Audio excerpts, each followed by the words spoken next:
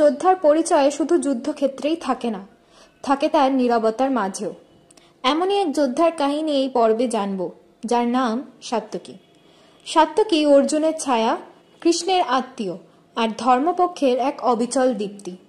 যুদ্ধ শেষে যখন সকলেই শান্তির আশ্রয় খুঁজতে ব্যস্ত, তখন সাত্যকীর জীবনে নেমে আসে এক আত্মসংহারের ছায়া।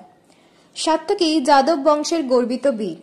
তিনি কেবল সৈনিক ছিলেন না, বরং ছিলেন নীতি ও প্রতিশ্রুতির প্রতিমূর্তি। তিনি অর্জুনের শিষ্য, কিন্তু তিনি অর্জুনের প্রতিচ্ছবি ছিলেন না। তিনি ছিলেন সেই ছায়া যিনি আলো না হয়েও দীপ্তমান।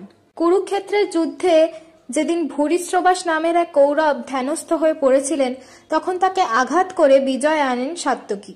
কিন্তু প্রশ্ন জাগে, এক ধ্যানমগ্ন শত্রুকে হত্যা কি ধর্মসঙ্গত, নাকি এটা শুধুই প্রতিশোধ? সাত্যকী নীরবে গ্রহণ করেন সেই দায়, কারণ তিনি জানতেন যুদ্ধের মাঝেও ন্যায় এক কঠিন ভার। যুদ্ধ শেষে দ্বারকায় যখন নিজ জাতির মধ্যেই কলহ শুরু হয়, সাত্যকী স্মরণ করান অতীতের অন্যায়কে।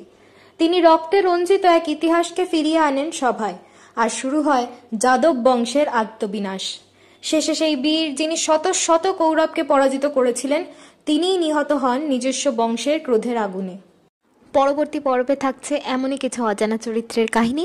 সেগুলি শোনার জন্য এই ভিডিওটিকে লাইক দিন এবং আমার চ্যানেলটিকে সাবস্ক্রাইব করুন। ধন্যবাদ।